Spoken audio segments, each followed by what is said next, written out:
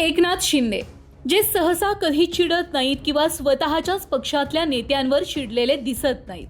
एकनाथ शिंदे नेहमी स्वतःच्या पक्षातल्या नेत्यांचं आजवर कौतुकच करत आलेत, पण यावेळी मात्र चक्क शिंदेंनी स्वतःच्या पक्षातल्या मंत्र्यांना धारेवर धरलंय. एकनाथ शिंदे आपल्या मंत्र्यांवर एवढे संतापले की बैठकीमध्ये त्यांनी थेट शब्दात मंत्र्यांना इशारा दिला की कामं करा, अन्यथा मंत्रीपद गमावण्यासाठी तयार राहा. शिंदेंच्या याच रौद्रावतारामुळे काही काळ बैठकीतले नेते सुद्धा थक्क झालेले. शिंदेंनी दुसऱ्या पक्षातल्या नेत्यांना न बोलता आपल्याच पक्षातील मंत्र्यांना जाहीरपणे खडसावल्यानं राजकीय वर्तुळात शिंदेंच्या या बैठकीची जोरदार चर्चा आहे. त्यामुळे ज्या बैठकीत शिंदे संतापले त्या बैठकीत नेमकं काय झालेलं, कोणत्या नेत्यांना शिंदेंनी निर्वाणीचा इशारा दिलेला आणि सोबतच नगरसेवक पदाधिकाऱ्यांना कसं झापलंय, या झापण्यामागे कारण नेमकं काय हेच या व्हिडिओत पाहायचंय. बघा, 4 ऑगस्टला मंत्रालयात मंत्रिमंडळाची बैठक होती. मंत्रिमंडळाच्या याच बैठकीपूर्वी शिवसेनेच्या मंत्र्यांची स्वतंत्र बैठक झाली. या बैठकीत एकनाथ शिंदे अत्यंत आक्रमक भूमिकेत दिसले. शिंदेंनी काही मंत्र्यांच्या कामगिरीवर तीव्र नाराजी व्यक्त करत स्पष्ट शब्दात सांगितलं की जनतेची कामं वेळेत झाली पाहिजेत, मतदारसंघात सक्रिय राहिलं पाहिजे, पक्ष संघटना मजबूत केली पाहिजे. हे जर होत नसेल तर मला खांदेपालट करावा लागेल. शिंदेंच्या याच वक्तव्यामुळे बैठकीत काही काळ शांतता पसरली.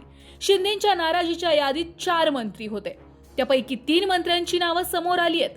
सामाजिक न्याय मंत्री संजय शिरसाट, वने आणि मदत पुनर्वसन मंत्री संजय राठोड आणि शालेय शिक्षण मंत्री दादा भुसे यांच्यावर शिंदेंनी नाराजी व्यक्त केली आहे. या मंत्र्यांना यापूर्वी सुद्धा अनेकदा सूचना दिल्या होत्या, मात्र अपेक्षित सुधारणा न झाल्यानं यावेळी शिंदेंनी कठोर भूमिका घेतल्याचं सांगितलंय.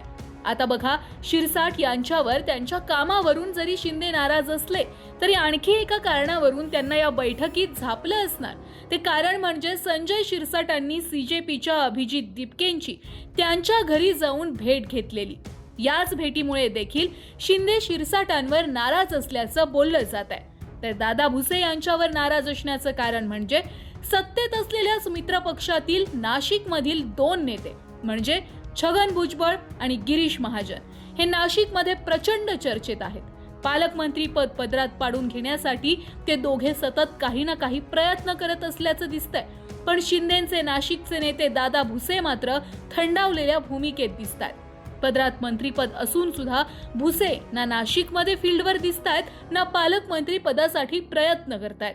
त्यामुळेच एकनाथ शिंदेंनी बैठकीमध्ये दादा भुसेंची कान उघडणी केल्याची शक्यता आहे. या बैठकीत केवळ खात्याच्या कामगिरीवरच चर्चा झाली नाही, तर पक्षवाढीचा मुद्दा केंद्रस्थानी होता. आगामी उरलेल्या काही भागांमधील स्थानिक स्वराज्य संस्था आणि इतर निवडणुकांच्या पार्श्वभूमीवर शिवसेना संघटना अधिक मजबूत करण्यावर भर देण्यात आला. विदर्भ, मराठवाडा, पश्चिम महाराष्ट्र आणि वाशिम सारख्या भागांमध्ये पक्षाचा विस्तार अपेक्षित वेगानं होत नसल्याची नाराजी शिंदेंनी व्यक्त केली. शिंदेंच्या मते मंत्री केवळ मंत्रालयात बसून प्रशासन चालवण्यासाठी नसतात, तर त्यांनी पक्षाची ताकद वाढवली पाहिजे. विशेष म्हणजे पक्ष नेतृत्वाकडून प्रत्येक 3 महिन्यांनी मंत्र्यांच्या कामगिरीचा स्वतंत्र आढावा घेतला जात असल्याची माहिती समोर आली आहे. या अहवालात जनतेच्या तक्रारी, विभागातील निर्णय, विकास कामांची गती, मतदारसंघातील उपस्थिती आणि पक्ष संघटनेसाठी केलेले प्रयत्न यांचा समावेश असतो. जर एखाद्या मंत्र्याची कामगिरी समाधानकारक नसेल तर भविष्यातील मंत्रिमंडळ विस्तारात त्यांची गच्छंती होऊ शकते, असा स्पष्ट संदेश या बैठकीतून देण्यात आलाय.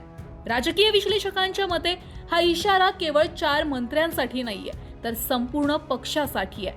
महायुती सरकारवर विरोधकांकडून सातत्यानं कामकाजावर टीका होत असताना शिंदे आपल्या पक्षातील मंत्र्यांची प्रतिमा सुधारण्याचा प्रयत्न करतायत.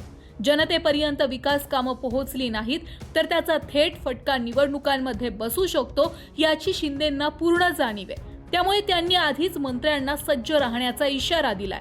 दरम्यान याच काळात रामभाऊ म्हाळगी प्रबोधिनी येथे आयोजित केलेल्या शिबिरात सुद्धा शिंदेंनी नगरसेवकांना खडे बोल सुनावलेले होते. त्यामुळे शिंदेंच्या विधानानंतर असं बोललं जातंय की शिंदे आता ऍक्शन मोडमध्ये आले. एकंदरीत पक्षप्रमुख म्हणून एकनाथ शिंदे कोणतीही ढिलाई सहन करणार नसल्याचं मंत्रालयातील बैठकीतून आणि नगरसेवकांना दिलेल्या तंबीतून स्पष्ट दिसतंय. त्यांच्या नाराजीमुळे संबंधित मंत्र्यांवर आता मोठा दबाव निर्माण झाला असून पुढील काही महिन्यांमध्ये त्यांच्या कामगिरीत जर सुधारणा दिसली नाही तर आता शिंदे त्या मंत्र्यांची गच्छंती करू शकतात। एकूणच ही बैठक केवळ नियमित आढावा बैठक नव्हती, ती एक स्पष्ट इशारा देणारी बैठक होती। कामं करा, जनतेत राहा, पक्ष वाढवा, अन्यथा मंत्रीपद गमावण्यासाठी तयार रहा, असा कडक संदेश स्वतः एकनाथ शिंदेंनी आपल्या मंत्र्यांना दिलाय। आता मंत्री हा इशारा किती गांभीर्यानं घेतात आणि आगामी मंत्रिमंडळ विस्तारात खरोखरच खांदेपालट होणार का, आणि जर खांदेपालट झाला तर कुणाचं नशीब चमकणार हे पाहणं महत्त्वाचं ठरणार आहे।